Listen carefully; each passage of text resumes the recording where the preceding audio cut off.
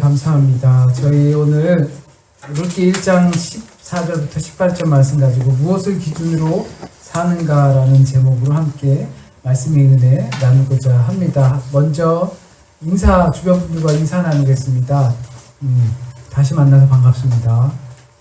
다시 만나서 반갑습니다. 저도 진심으로 다시 만나 뵙게 되어서 반갑습니다. 다시 만날 수 있어서 또한 반갑습니다. 말씀의 은혜를 나눌 텐데요. 제가 갑상선 질병 때문에 처음 전문 의사를 찾아갔을 때 의사가 저한테 물어봤던 것이 있었습니다. 그것은 당신이 건강하다고 생각하십니까? 아니면 건강하지 않다고 생각합니까? 라고 저한테 질문을 했습니다. 저는 참 대답하기 애매했습니다. 내가 아파서 온 거는 맞는데 나한테 아픕니까? 아니면 안 아픕니까? 라고 물어보니까 제가 애매한 표정을 하고 있으니까 너무 고민하지 말라고. 당신이 아프다고 느끼면 아프다고 말하면 되고 아프지 않다고 느끼면 아프지 않다고 말하면 된다. 그러길래 제가 내가 의사냐? 당신이 의사지. 당신이 의사니까 이걸 정확하게 판단해서 당신은 아픕니다 라고 말을 해줘야지 라고 말은 못하고 속으로만 이렇게 생각하고 있다가 아픕니다. 아프다고 생각합니다 라고 이렇게 말을 했습니다. 기본적으로 제가 느끼는 감정이 나는 아프다 라는 지금 뭔가 이상하다 뭔가 다르다라는 것을 느끼기 때문에 그렇게 말을 했죠. 그런데 가만히 보면 여기 이제 그 상담 심리 하신 분들 계시지만 어느 병원이나 가게 되면 제일 먼저 진료하기 전에 하는 게 그동안 어디가 아팠는지 무슨 증상이 있었는지 가족들 중에 무슨 아픔이 있었는지 병이 있는지 이런 것들을 먼저 조사하죠. 그리고 기록을 합니다. 이것은 자가 진단을 먼저 하는 것이 순서대로 이루어지는 겁니다. 가만히 보면 그런 내 몸 상태는 내가 제일 잘 알기 때문에 그런 것 아닌가 생각이 듭니다. 병원에 가서도 제일 먼저 이상 징후가 있는지 기록하는 것처럼 그런 것 같습니다. 그런데 하지만 결국에는 내가 건강하다고 생각해도 그건 생각뿐이지 결국에는 의사가 판단했을 때 수치가 높고 또는 수치가 매우 낮고 아니면 위험 수치가 있고 아프고 안 아픈 건 결국엔 의사가 보고서 판단하는 것입니다.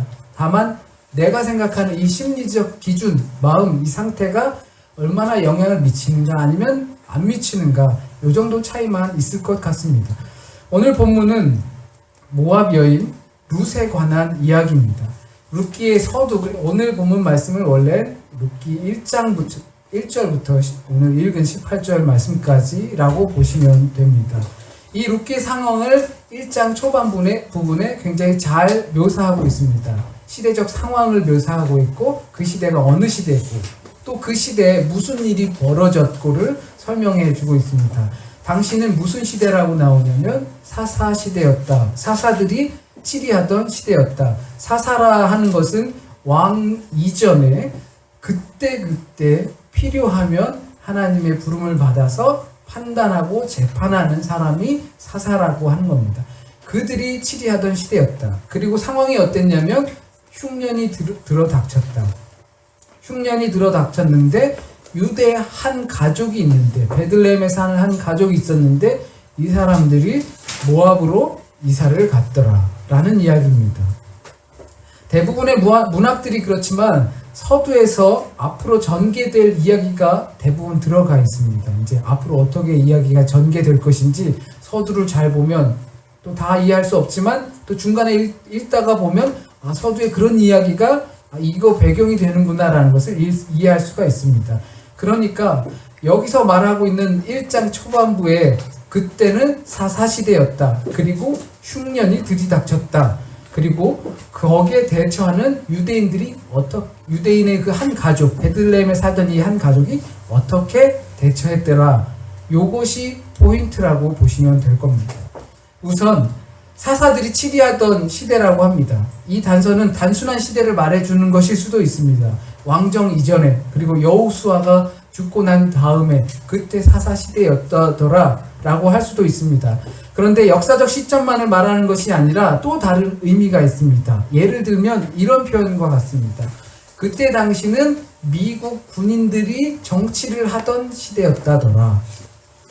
또는 그때 당시는 군인들이 나라를 다스리던 시대였다더라. 라고 이렇게 표현하면 어지간한 우리 한국 분들은 그 시대의 상황을 어렴풋이 짐작할 수 있게 됩니다.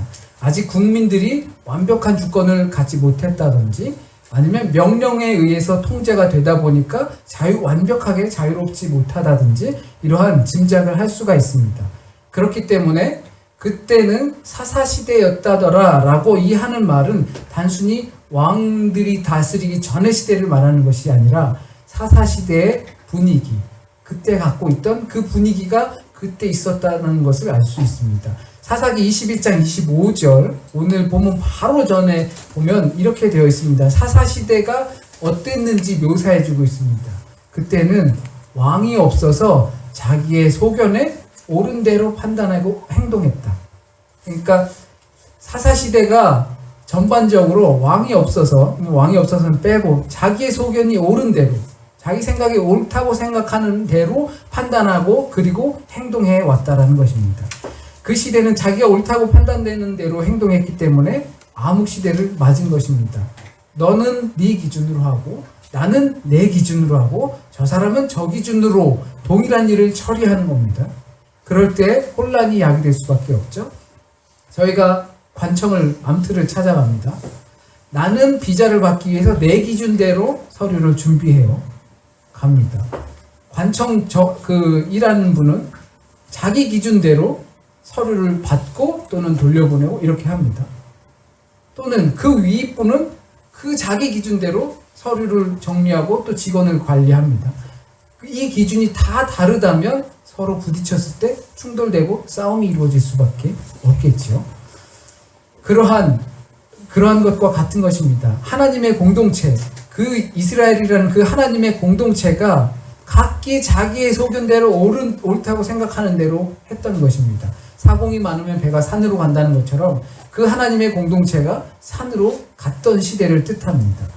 그래서 사사시대는 하나님을 떠나고 그리고 하나님의 경고나 징벌이 이루어지고 그 다음에 하나님을 부르고 찾게 되고 하나님께서 사사를 보내주셔서 그 일을 처리하게 되고 그러면 기뻐 감사하고 또다시 하나님을 떠나게 되고 이런 것이 계속 반복되던 시대가 사사시대입니다. 왜 그럴 수밖에 없습니까? 자기의 소견대로 옳은 대로 행동했기 때문입니다. 왕이 없어서 그럴 수도 있지만 여호수아 마지막에 보면 여호수아가 장로들을 모아놓고 이야기를 합니다. 결단해라. 나와 내 집은 여호와 하나님만을 섬기겠다. 너희들은 가서 이방 민족을 섬기든지 너희들을 결단을 하는데 대신 확고하게 결단하고 거기에 목숨을 걸어라 라는 식으로 이야기를 합니다. 왜 하나님의 가르침이 그들에게 먹혀들지 않았을까요? 자기가 잘났다고 생각했기 때문입니다. 분명히 그렇게 결단해라 라고 했는데 왜 그 하나님의 가르침이 먹히지 않고 자기가 잘났다고 생각할 수밖에 없었을까요? 자기 소견대로 행동했다라는 것은 내가 맞다라는 것이죠. 서로 간에 같이 사는 사람들 중에서도 다툼이 일어나는 것도 내가 맞다고 생각하는 부분이 많습니다. 그리고 대부분은 교통사고가 나더라도 애매한 부분들이 있잖아요. 그때 왜 목소리 높여서 싸웁니까? 내가 맞다고 생각하기 때문입니다. 한국에서는 직진 차선이 먼저죠. 들어오는 차가 받으면 받쳤다 하더라도 들어오는 차가 잘못이잖아요. 저는 그걸 머릿속으로는 이해가 돼도 분명히 나는 천천히 갔는데 직진 차선이 너무 빨리 왔다고 생각이 됐어요. 한국에서 그래서 한번 옆구리를 받쳐가지고 차가 이제 그대로 배차장으로 직행한 적이 있는데 나오자마자 저는 흥분됐죠. 이 사람 왜 이렇게 빨리 다니냐고 이 시골길에서 그러면서 얘기하다가 안 될 것 같아서 경찰을 불렀어요. 그래서 결국에 합의를 보면 되는 건데 그쪽 분이 저한테 괜찮으시냐고 이렇게 친절하게 나오시더라고요. 그러니까 그분은 제가 잘못이라는 걸 아셨던 것 같아요. 근데 저도 생각해보니까 운전면허 시간에 배운 것 같아요. 직진 차선이 먼저라는 거를. 그런데 내가 받치니까 흥분이 돼가지고 그렇게 했어요. 결국엔 제가 다 물어주게 됐어요. 일방적인 과실이더라고요. 그랬는데 자기가 맞다고 생각하면 싸움이 될 수밖에 없잖아요. 그렇기 때문에 자기 소견대로 옳다고 생각하는 것, 이 다른 사람의 말이 먹히지 않는 것, 이것은 내가 맞다고 생각하기 때문입니다. 이것을 다른 말로 교만이라고 합니다. 교만하고 자기의 능력을 과신하게 되면 하나님의 가르침을 받아들이지 않게 됩니다. 우리는 이것을 불신앙이라고 합니다. 자신의 능력을 믿게 되고 교만하게 되므로 하나님의 가르침을 받아들이지 않는 것, 이것을 불신앙이라고 합니다. 그러한 확실한 기준이 없이 살아가는 불신의 시대, 그 땅에는 하나님의 심판 또는 징벌 또는 경고로 나타난 것이 바로 흉년이었습니다. 그러한 시대, 자기의 소견대로 옳은 대로 하나님의 말씀이 내 귀에 들어오지 않고 내 판단에 전혀 영향을 미치지 못하던 그런 혼란한 시대에 하나님께서 경고로 알려주신 알람이 바로 흉년이라는 것이었습니다. 물론 우리가 매일 욥기서를 읽어가면서 소위 우리가 당하는 고난이나 시험이 내 죄와 그 상관관계가 있어서 벌로 내려지는 그런 인과관계가 꼭 아니라는 것을 알 수 있습니다. 그러나 여기서는 하나님께서 그들에게 흉년이 닥친 것을 하나님의 경고와 징벌로 말씀하십니다. 그러니까 그 사태에 대응하는 하나님의 징벌 또는 경고, 이 사태에 대응하는 유대 가족, 한 가족을 말하고 있습니다. 사사시대에 자기의 소견대로 판단해서 혼돈을 맞은 그들에게 징벌 또는 경고를 하나님께서 주시는데, 그것을 피하는 가족 이야기가 바로 룻기입니다. 그들이 어떻게 대처했는지 우리는 너무나 잘 알고 있습니다. 흉년을 피해서 모압 땅으로 갑니다. 이 모압 땅이라는 것은 저 갈릴리 호수에서 요단강이 조르르 흐르다가 끝에 이제 사해, 염해라고도 하고 토데스메어 있는 그 끝부분에 이쪽 편은 이스라엘 땅이고 그 건너편은 모압 땅입니다. 암몬 땅 있고 또 에돔 땅 있고 그 사이에 있는 것이 모압 땅입니다. 베들레헴은 여기 있다면 베들레헴에서 이렇게 쭉 가서 요단강을 건너서 다시 이렇게 그 좀 풍요로운 곳으로 계속 이주했던 것입니다. 거기에서는 그 이제 나옴이라는 그 아내와 함께 이주를 그쪽으로 가게 되죠. 갔으니까 조금 좋은 땅을 찾아서 갔으니까 잘 살았겠죠, 처음에는. 그런데 아버지가 죽게 되고 또 아들 둘이 연달아서 죽게 됩니다. 그러니까 갑자기 생가구 셋이 생기게 된 것입니다. 룻기 초반부에 나오는 이 설정은 비단 이 가정만 이야기하는 것은 아닐 겁니다. 조국 전체가 흉년이 들었기 때문입니다. 그렇기 때문에 이 가족들처럼 그렇게 이주한 사람들이 있다라는 것입니다. 그런데 이 이주의 행로는 가만히 보면 이집트에서 다시 가나안 땅으로 왔을 때의 거꾸로 행로와 동일합니다. 초반에 흉년이 들어서 먹을 것이 없을 때 그들이 택할 수 있는 방법은 별로 없을 것입니다. 요즘 난민 문제로 유럽이 그냥 들썩들썩한데요. 그 난민, 시리아에서 배를 타고 오다가 죽고 또 전복돼서 죽고 이렇게 하는 사람들도 어쩌면 선택할 방법이 몇 가지 없었을 것입니다. 거기서 죽느냐 아니면 나가다 죽느냐. 그렇기 때문에 위험을 무릅쓰고 탈출을 강행할 수밖에 없습니다. 두만강을 건너는 그러한 사람들도 마찬가지일 겁니다. 만일 이런 극단적인 상황이 아니라고 하더라도 우리는 어떠한 선택지 가운데에서 꼭 선택을 하기 마련입니다. 그러나 그 선택을 하는 데는 나름 기준이 있습니다. 나름 아무런 선택할 기준이 없을 때 선택은 조금 선택의 의미가 무의미하겠죠. 여기서 죽느냐, 가서 죽느냐, 가다 죽느냐, 그럴 바에 간다, 이런 것보단 많은 선택지 중에 우리는 꼭 한 가지를 선택한다는 것입니다. 어떤 것을 선택해야 내가 좋을 것인가, 내가 즐거울 것인가, 내가 행복할 것인가. 우리가 타인을 위해 무언가를 베풀고 섬기고 봉사한다는 것은 실상 나를 위한 것이라는 겁니다. 부모들이 자녀를 위해서 뭔가 헌신하고 봉사할 때 그것도 실상 돌아보면 나를 위한 것이라는 겁니다. 또 자녀들이 부모를 위해서 효도한다고 할 때 그것도 실상은 자녀들 자신을 위한 효도라는 것입니다. 만일 그렇지 않다면 그것이 효도도 아닐 것이고 사랑도 아닐 겁니다. 이처럼 우리에게 유일한 선택의 기준이 하나 있는데 그것이 어떻게 하면 행복할 수 있을까? 내가 이 여러 가지 선택의 길이 있는데 무엇을 선택해야 내가 행복하고 내가 좋을 것인가? 이것을 고민한다는 겁니다. 무엇을 선택해야 내가 행복할 것인가? 내 기준은 무엇인가? 오늘 그것을 묻고 싶습니다. 말씀드린 것처럼 알고 보면 이 룻기서는 행복을 찾아 떠돌아다니는 그 나옴이라는 여인과 함께하는 그 가족의 이야기입니다. 이것은 곧 우리의 이야기일 수도 있습니다. 사소한 것에서부터 중대한 것에 이르기까지 우리는 어떻게 하면 어떤 것을 선택해야 행복할 수 있을까 고민하고 결정하며 우리의 행복의 길을 찾아 나서는 것이 우리의 인생이기 때문입니다. 어느 누구도 불행하길 원하지 않습니다. 다만 그 행복의 판단 기준이 조금씩 다를 뿐입니다. 누구는 오지를 탐험할 때 행복감을 느낍니다. 누구는 흔들 의자에 가만히 앉아서 흔들거리면서 음료 마시면서 책 한두 자 읽는 것에 행복을 느낍니다. 누군가는 먼 미래를 위해 지금은 어려워도 충분히 견딜 수 있고, 누군가는 먼 미래가 중요한 것이 아니라 바로 지금이 나에게 중요하다고 유일한 시간이라고 생각하기도 합니다. 이렇듯 행복의 기준은 다 다르지만 모두가 행복하고 싶다는 것은 분명합니다. 그렇다면 우리는 내가 행복하기 위해 어떤 것을 어떻게 선택하며 살아왔습니까? 내 행복의 기준은 무엇입니까?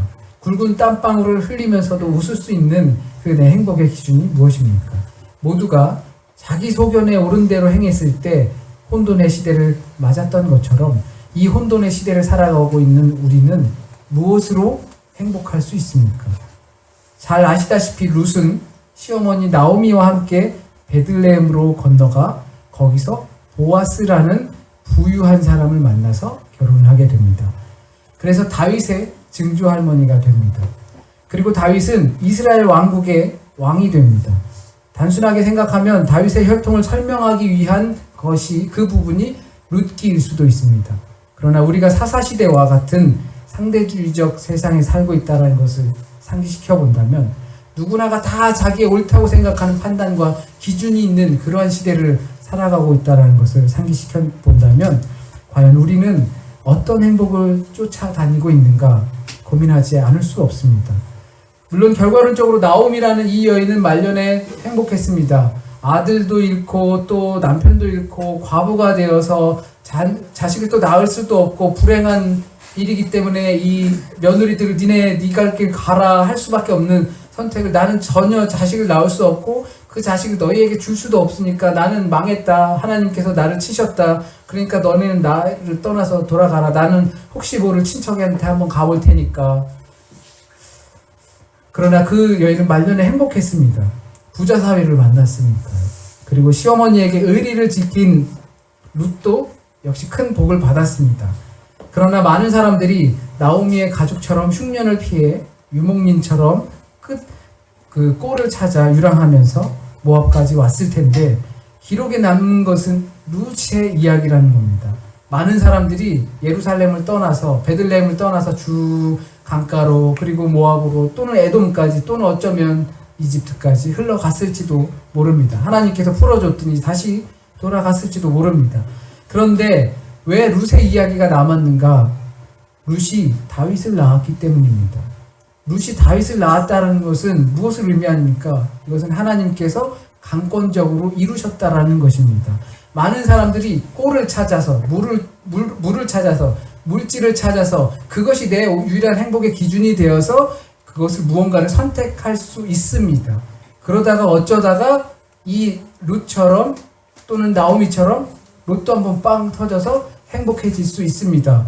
그래서 나에게도 이러한 일이 신데렐라와 같은 일이 일어날 수 있구나 생각할 수 있습니다. 많은 사람들이 자기 소견에 옳은 대로 판단할 수 있습니다.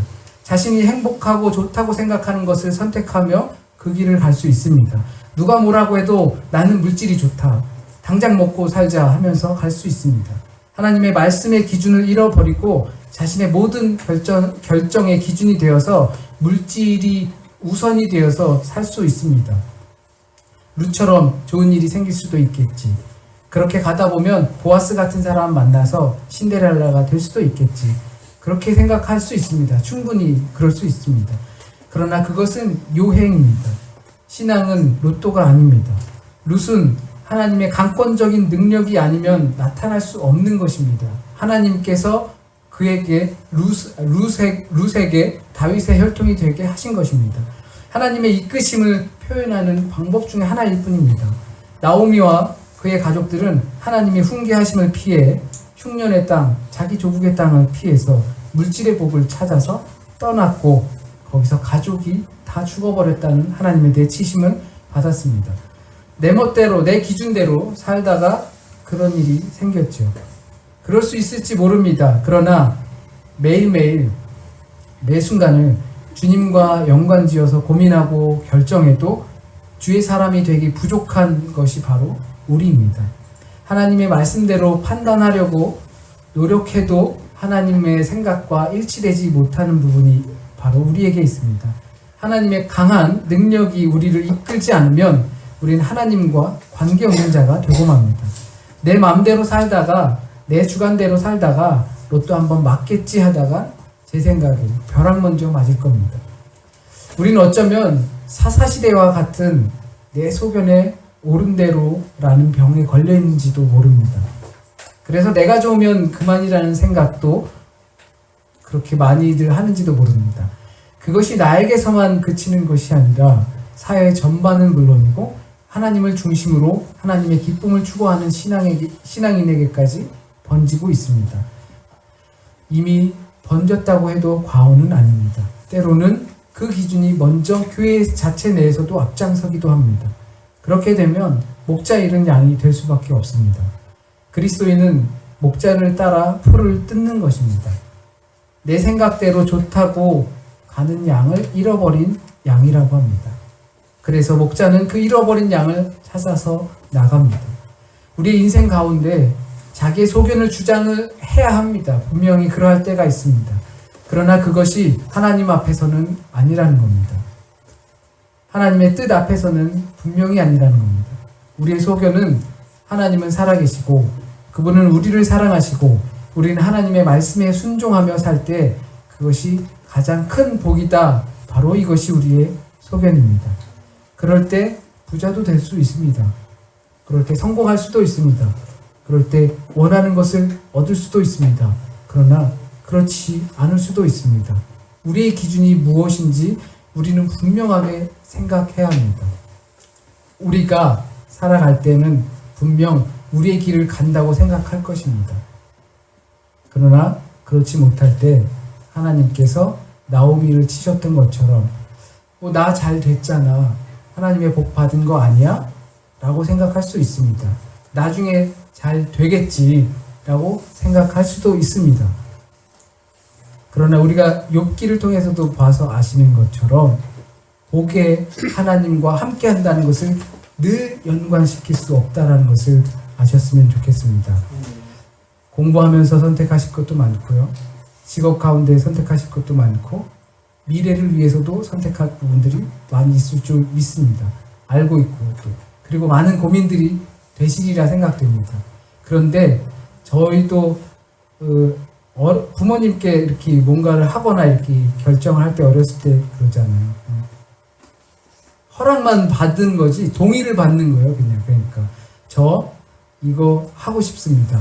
어떻게 생각하세요? 사실상 거기에는 어떻게 생각하세요는 안 들어가잖아요. 내가 할 거니까 동의를 하시죠. 라는 입장이 우리에게 많이 번져 있잖아요. 그런데 그거 안 돼 그러면은 그래도 할 겁니다 라고 가는 경우가 우리에게 많이 있다라는 것입니다.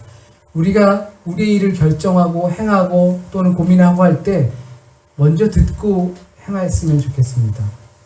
무엇을 어떻게 듣냐 막 신비로운 음성을 우리가 듣는 건 아니잖아요. 저도 못 들으니까 신비로운 음성을 못 들어요. 그런데 우리에게 이미 말씀해 주신 하나님의 말씀이 우리에게 기준이 되는 것입니다. 그 말씀을 가지고 함께 기도할 때 우리 마음에 진한 감동을 주시리라 믿습니다. 만약 그 감동대로 행했을 때 잘못되거나 그럴 수도 있습니다. 그러나 그것이 하나님의 뜻이 맞다면 하나님께서 더 옳은 길로 또 우리에게 보여주신다고 분명 말씀하셨습니다. 우리가 고민 가운데 기준하고 선택하고 무언가를 해야 할 때 가장 먼저 기준이 되어야 할 것 먼저 들어야 하고 하나님의 말씀을 보아야 하고 그리고 기도해야 하고 그리고 하나님께서 우리에게 주신 음성을 선별하여서 들으시길 간절히 소원합니다. 기도하시겠습니다. 하나님, 부족한 지혜를 통해서 우리가 세상을 살아갑니다. 많은 많은 부분 하나님을 의지하면서 선택하고 또 결정하고 살아가는 것 같지만 오히려 더 많은 부분을 내 마음대로 결정하고 하나님께 허락해 주세요. 되게 해 주세요. 이거 안 되면 저 큰일 납니다. 이러는 경우가 더 많지 않은가 생각이 듭니다. 하나님, 저희에게 더 본이 되는 마음, 그리스도를 따라가는 마음, 하나님의 말씀에 순종하는 마음을 우리에게 주셔서 먼저 듣는 것에 먼저 하게 하여 주시고, 그리고 하나님의 말씀을 보는 것에 판단의 기준을 세우게 하여 주시고, 그 말씀을 듣고 보고 기도할 때 우리 가운데서 주께서 주시는 음성이 분명히 있을 줄 알고 우리를 흔들게 하고 결정하게 하는 그 마음이 분명히 있을 줄 또한 믿습니다. 우리와 함께하여 주셔서 작은 것에서 큰 것에 이르기까지 먼저 이 일들을 행하고 결정할 수 있도록 주여 인도하여 주세요. 혹시라도 오늘 전해진 말씀 가운데 잘못 전해진 말씀이 있을 때 하나님, 주의 뜻과 다 합당한 것만 우리 안에 남게 하여 주시고 그 말씀대로 우리가 살아갈 수 있는 용기 주시고 또 그렇게 살아갈 때 우리 안에 큰 행복이 거할 수 있도록 주여 인도하여 주세요. 한 주간의 삶도 주님께 맡깁니다. 전쟁 같은 삶이 되기도 하고 우울한 삶이 되기도 합니다. 그러나 주님 안에서 기쁨을 찾게 하여 주시고 주님 안에서 승리할 수 있도록 인도하여 주십시오. 모든 것 주님께 맡깁니다. 가장 선하신 주님께 맡깁니다. 인도하여 주십시오. 모든 말씀 예수님의 이름으로 기도드립니다. 아멘.